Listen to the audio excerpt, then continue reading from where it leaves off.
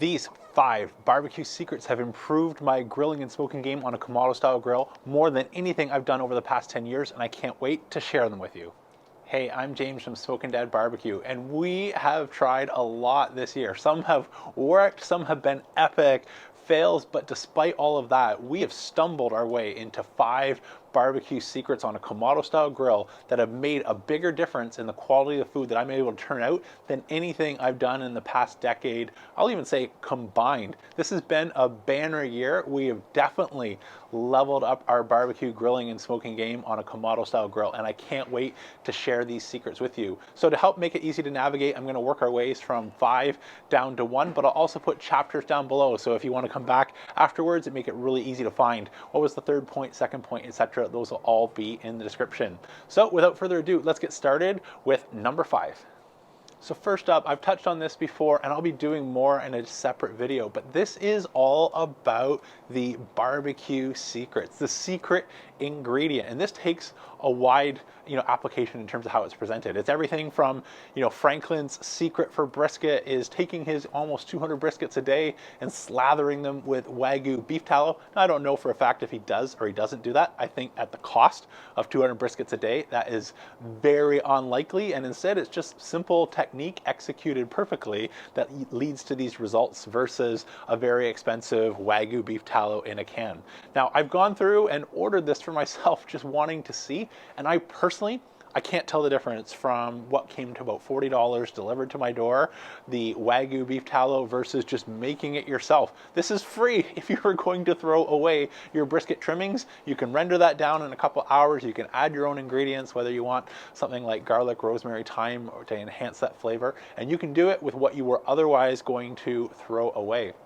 The second is very similar, but that is specialty barbecue rubs. Now I have nearly $200 of rubs set out in front of me, and I'm going to do a dedicated video on this, specifically about how to make your own rubs and recreate some of these flavor profiles. But the idea of, I want to make steak, okay, I need $15 bottle here. I want to make brisket, I need $15 bottle here, chicken, fish, whatever it may be, that every single meal has its own specialty bottle, and you can only get great flavors from these rubs. That idea is crazy. You don't walk into a restaurant and look at the menu based off of what rub they've used. You look for the ingredients and how all those flavors are going to come together. And you can absolutely do this without the intermediary of a very expensive barbecue rub.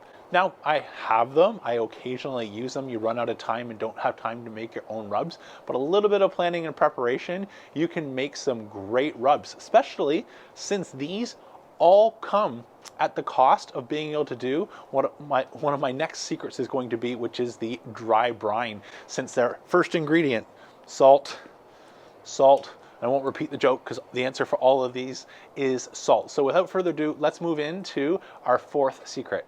So dry brining is not new, nor in the chef community is it a secret. If you read books like Salt, Fat, Acid, Heat, you'll learn that almost every Michelin star restaurant salt brines their large cuts of meat overnight, and that really helps a couple things in terms of retaining more moisture once that protein hits the heat, as well as tenderizing and adding flavor and unlocking the flavor of the natural protein all the way through that cook. And overnight dry brines have been particularly helpful at doing that. So what do we change this year? If you go back, a year ago, there were times where I was dry brining things, but that has really been starting to adjust and tinker with the dry brine. In the past, I would do the dry brine where I would just throw on Diamond Crystal kosher salt or something like that, and then the next day start to add my other ingredients. When you do this, now the meat has dried out and you need a binder.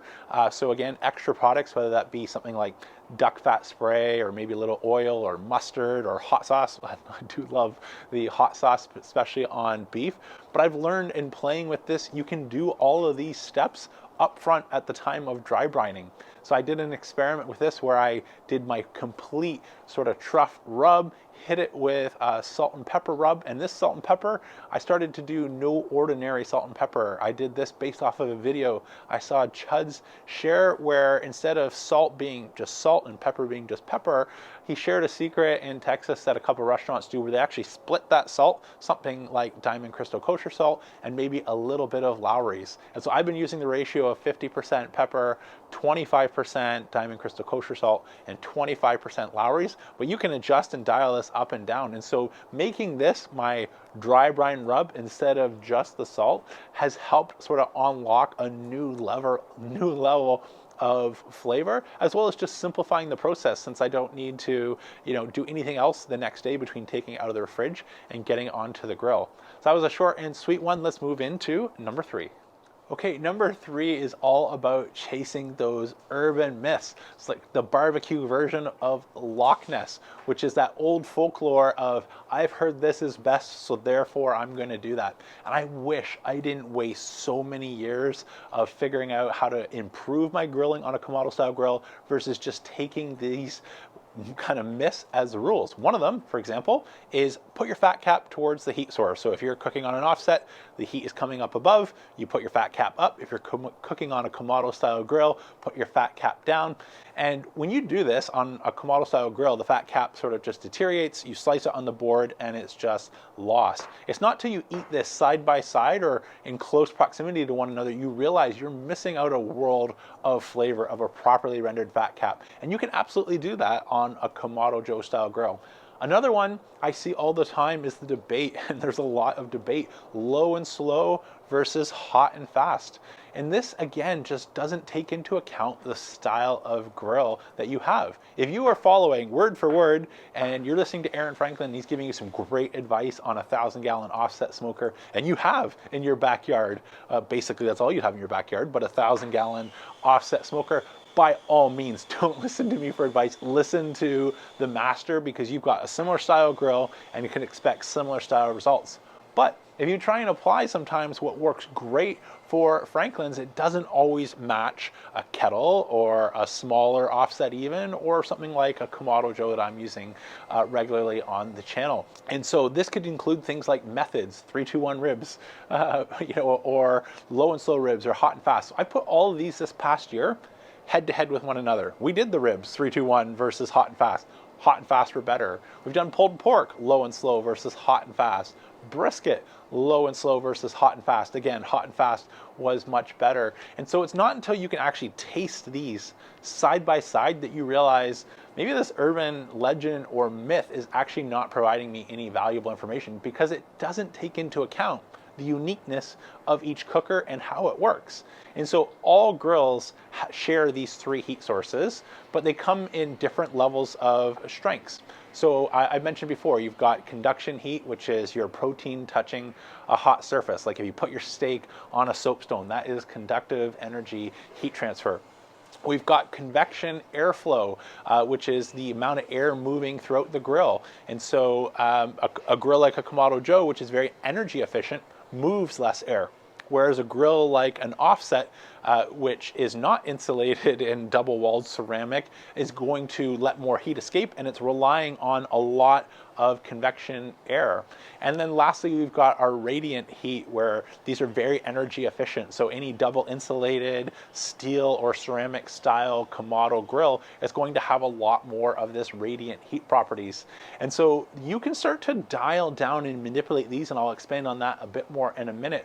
But this is something that has been a game changer for me and our family in the last year, is starting to look at grills kind of like how you would pick a player in the video game Mortal Kombat. You might have speed and strike force and maybe technical skills, and it's all about picking the right combination and or managing the combination that you have versus the opponent or the barbecue protein that you're attempting to tackle in that particular cook.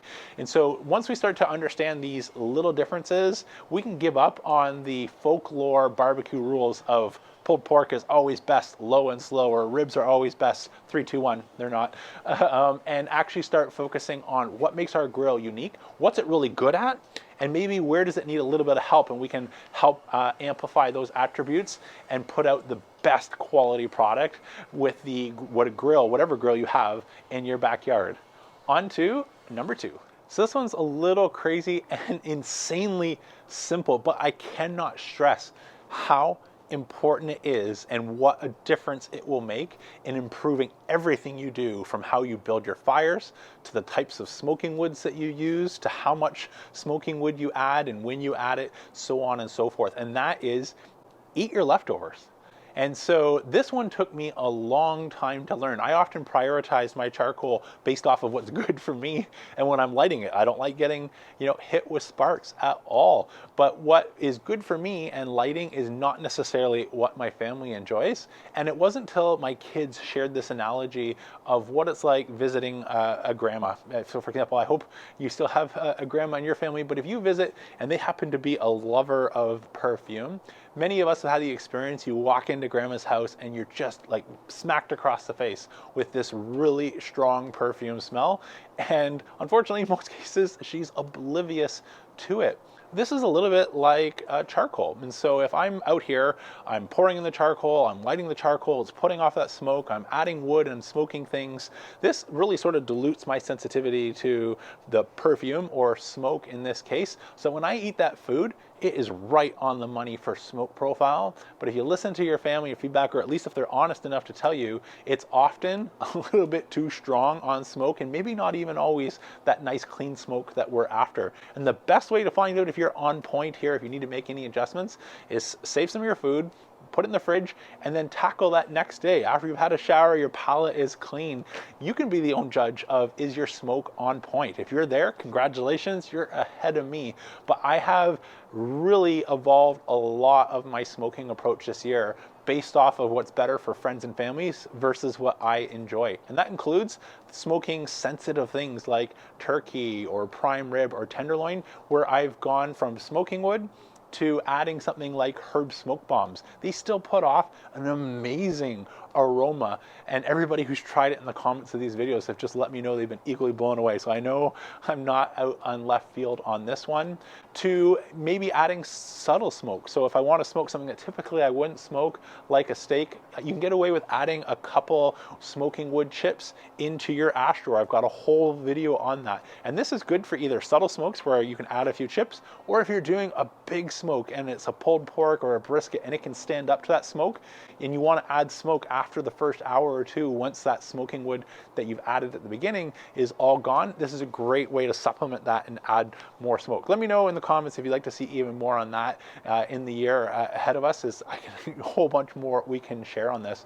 And then last in this category is fuel. We often say, charcoal is the first ingredient. And so I went back to a charcoal taste test video that I did, and my family overwhelmingly at the time, picked Fogo as their favorite for smoke taste and what they absolutely enjoyed. And it took me most of this year to really come to appreciate or listen and try the leftovers to find that there's a right tool for the job, and it doesn't mean that that tool is always the best approach. And so I've started to mix it up now, knowing what my family and friends will like, as well as what I enjoy, once I again am not sort of compensating for the smoke cloud that's been following me around all day. Well, you've made it to this point. There's only one left, and this is a big one. So let's get into the number 1 tip. So of course, I saved the best for last. Now this is maybe going to be a bit of a tricky one to do, but hang with me, because I think we can get you there. But this is a point of reference. And so what do I mean by a point of reference? This is what you're comparing your food to. Well, if you follow me, I've got a lot of red grills, and so my point of reference as to what I've either cooked in the kind of the 10-12 years before, to things that I've had on other people's grills and helping improve that. But this year, and I wish I'd done this sooner, is if you can find a top rated barbecue joint, or you have a friend that has a different style grill and they're really good at their game, go enjoy their food. And so at barbecue competitions, sometimes you can go, you can buy some food, check it out, talk to the pit masters, they'll share. And for me, what really was a game-changing moment is comparing again my food to what I just had off of a competition brisket. Now, it wasn't night and day different, but it did a couple things. First, it reminded me fat cap up versus fat cap down. What I absolutely love about it, I just sort of been on autopilot putting my fat cap down versus up, and it wasn't until you got that sweet caramel candy, like meat candy texture on top of your brisket, you're like, ooh, I really miss that. The other thing that reminded me of is just the appropriate level of smoke, or well-balanced, clean smoke, versus what you can sometimes substitute as it's smoked, but is maybe a little bit more on the dirty end. And so trying to get clean blue smoke. And so I have learned more and made bigger improvements in my Kamado Joe grilling and smoking from an offset. And it even led me to come up with the double indirect method. So again, I mentioned before where we want to change some of those properties. I want to dial down the conduction heat because we have the fire coming up from the top. So that's why we've got the slow roller with the deflector plate so we don't nuke our bottom. We are amping up what is historically a weakness or a lower property, which is that convection airflow. And this just unleashes the magic of the slow roller. The slow roller, the marketing claim here is it circulates air 20 times better. And with the double indirect method, you absolutely get the benefit of that, along with what we always have is great radiant heat. Everything I've tackled on this, from low and slow temperatures, amazingly enough, it's held stable. And when I've done beef jerky at 200 degrees Fahrenheit to doing hot and fast briskets, has been amazing, and I'll never, ever go back. This has made a big difference, and I have it all to thank to an offset. This has me thinking, if the offset has taught me this much and improved my grill game this much this year, I think it might be worth adding a point of reference a little bit more often. So I'd like to introduce you to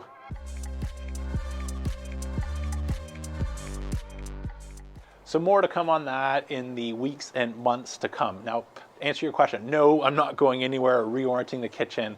I still absolutely love my Kamado Joes, but I have learned, as I mentioned, and improved my cooking more based off of a few meal samples from an offset, and I think there's even more to learn and apply here. And so I've added one to the fleet this year because I think it's going to help take us to that next level, and I can't wait to do some of these head-to-heads and share the learnings I have with you. And if you ever talk to the missus, that's how I sold it, so be on the same page here. This is all about learning how to get even better food out of our grill no matter what you're cooking on. I think we're going to have a lot of fun. I've had the chance to play with a few offsets before, but I've never been solo pilot on my own, start to finish. So before I get too much further in playing with this, I'm going to turn the camera on and invite you guys in for part of the process. How hard is it? We're going to win some, we're going to fail, most likely, definitely most likely. But I think if it's going to be able to do anything this year like it's done for my cooking and grilling game on a Kamado style grill this past year, I can't wait to discover what we do in a year from now when we're sharing our next biggest learnings. Anyways, that's it for today's video. I hope you really enjoyed this one. If you did, please let YouTube know by smashing that thumbs up button, and consider subscribing. Let me know by hitting that subscribe button, or check out the membership section down below where I go live with members one-on-one and answer questions a little bit more intimately than these pre-recorded sessions. Thanks so much for the amazing year. I can't wait to see what 22 has in store, especially now we've got a new point of reference to help elevate our respective barbecue, grilling, and smoking games. Until next time, I'm James from Smoking Dead Barbecue signing off, and remember, don't be afraid to fire it up.